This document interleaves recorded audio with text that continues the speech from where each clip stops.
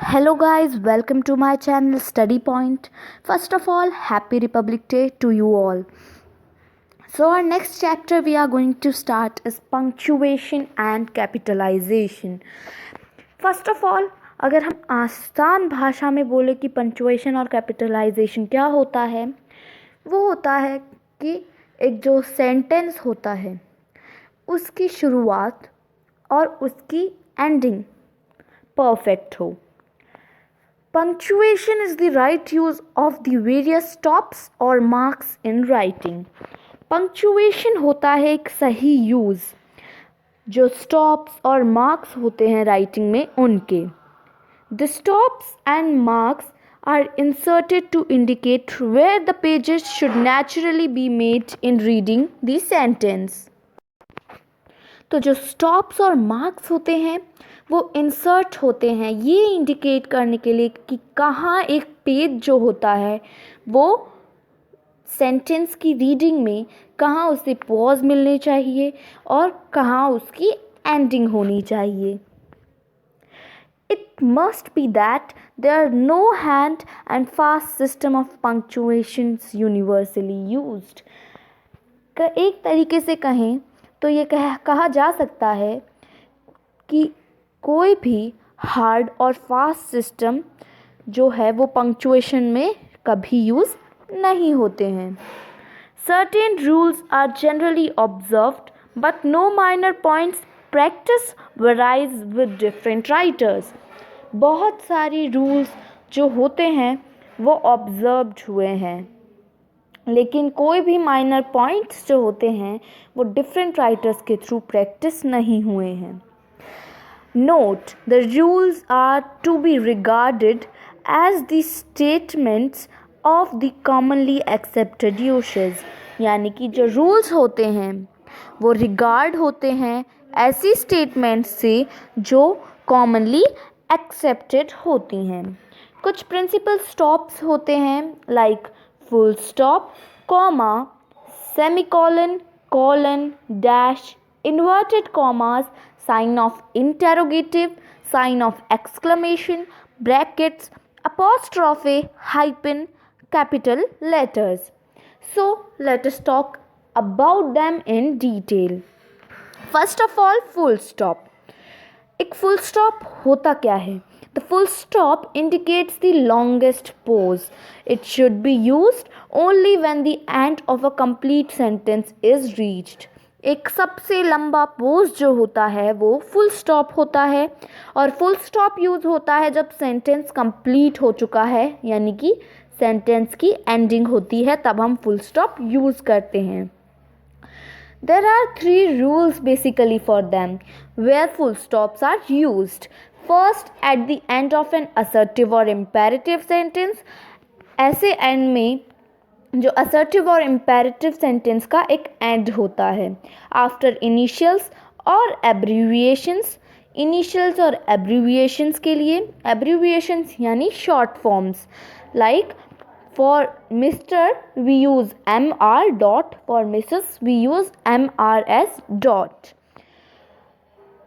It is also used at the end of every sentence except when the sentence is a question or an exclamation. Her sentence के and पे हम full stop use करते हैं but अगर वो question sentence या exclamation sentence नहीं होता. Next we have comma. Signs आपको दिख रहे होंगे, मैंने यहाँ पे साइंस बना रखे हैं. सो comma. The comma indicates the shortest pause in the sentence. सबसे छोटा pause जो होता है वो comma इंडिकेट करता है. उसकी कुछ रूल्स कि वो कहाँ पे यूज़ होता है. I am telling you, there are many rules. So first rule is to separate several words of the same nature or the same part of speech coming one after the other when only the last two are connected by and. So जो ये commas होते हैं वो कुछ ऐसे words जो same category के, same nature के या सेम पार्ट ऑफ स्पीच के होते हैं उन्हें सेपरेट करने में होता है. And the last two words connected are used by and, like he is honest, hardworking, obedient, smart, and very humble.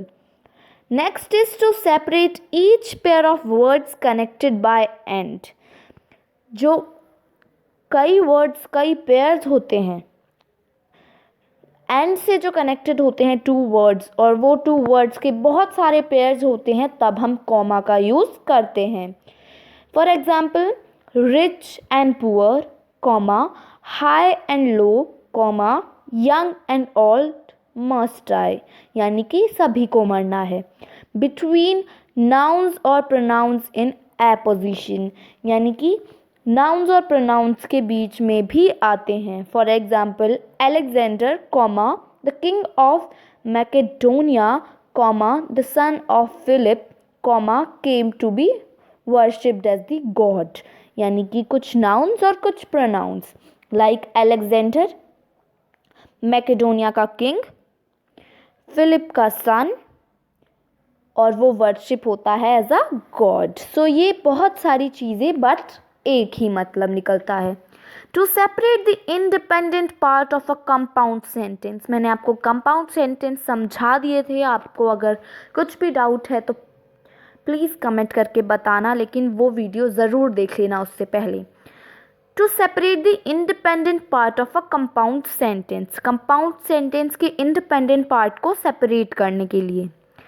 Next, after a nominative absolute, एक नॉमिनेटिव एब्सोल्यूट के बाद. Next, after a nominative of address, एक address जो nominative होता है उसके address के बाद. To separate words which denote contrast, ऐसे वर्ड्स को सेपरेट करना जो कॉन्ट्रास्ट डिनोट करते हैं. To indicate the omission of a word, generally a verb, ऐसे वर्ड को, एक ओमिशन को, एक वर्ड के ओमिशन को इंडिकेट करना जो जनरली एक वर्ब है.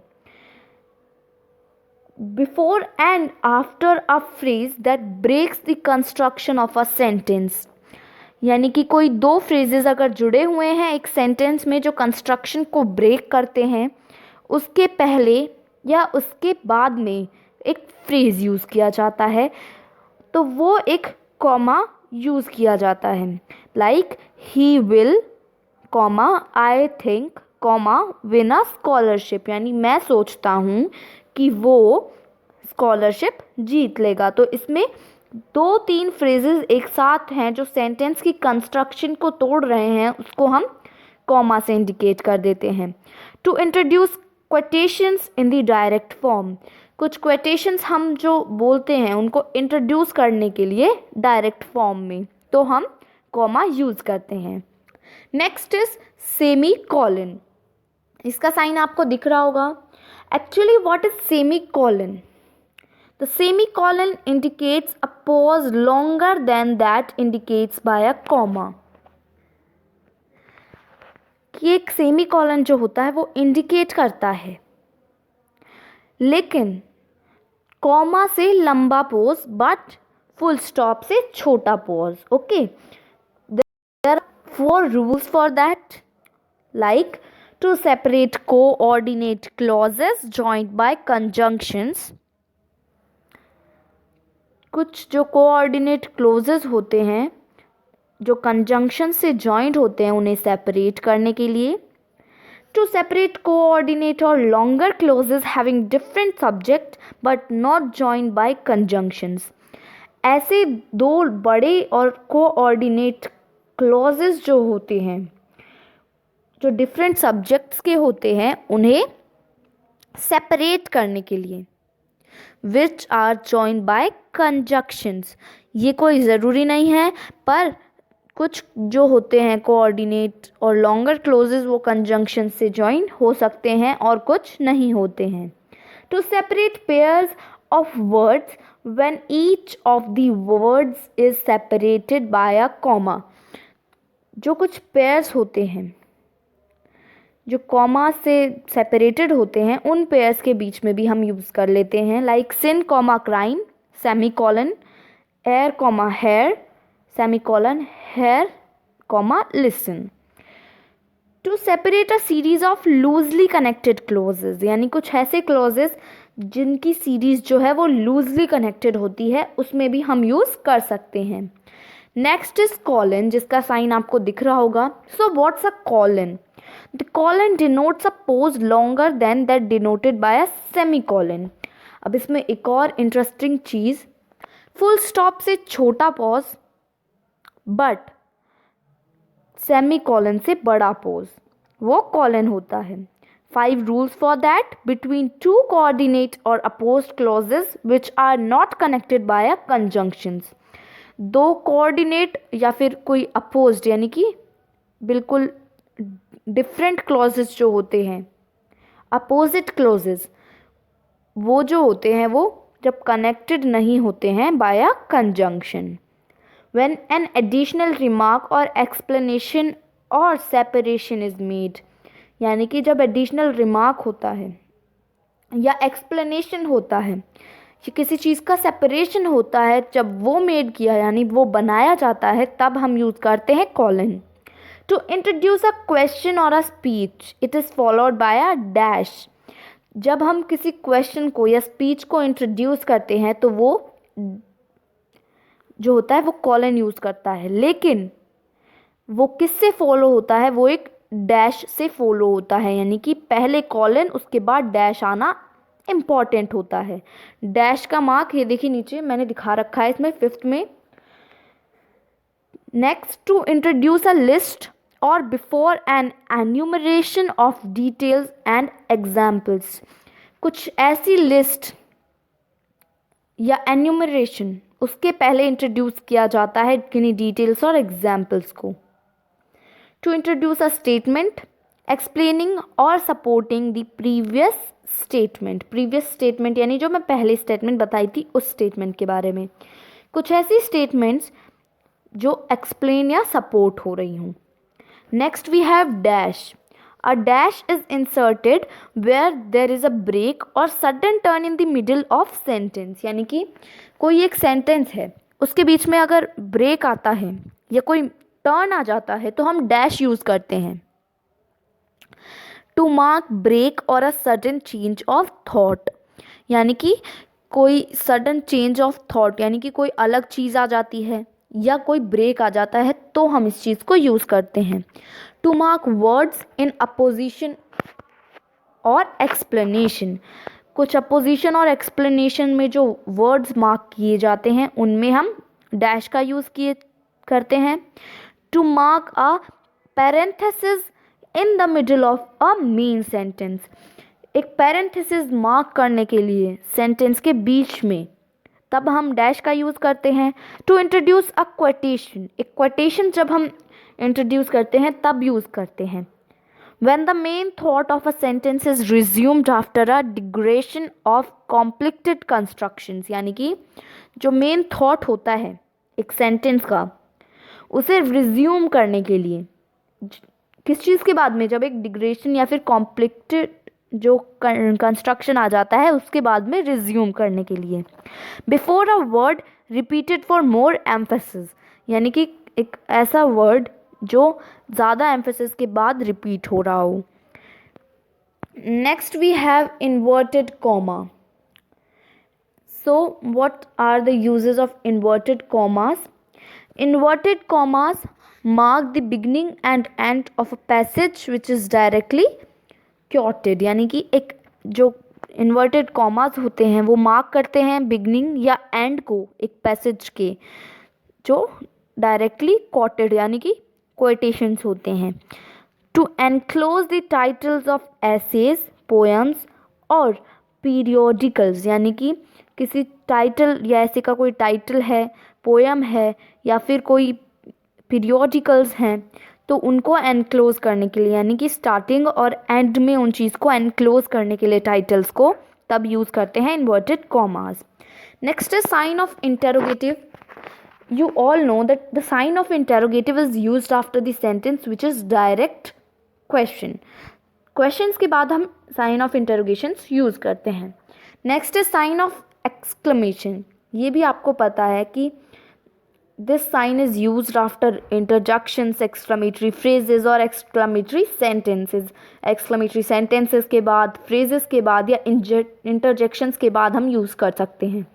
After the nominative of address, कोई जो address होता है उसके nominations के बाद हम sign of exclamation use करते हैं. Next are brackets. The brackets are used to enclose a parenthesis or a sentence in the middle of a main sentence.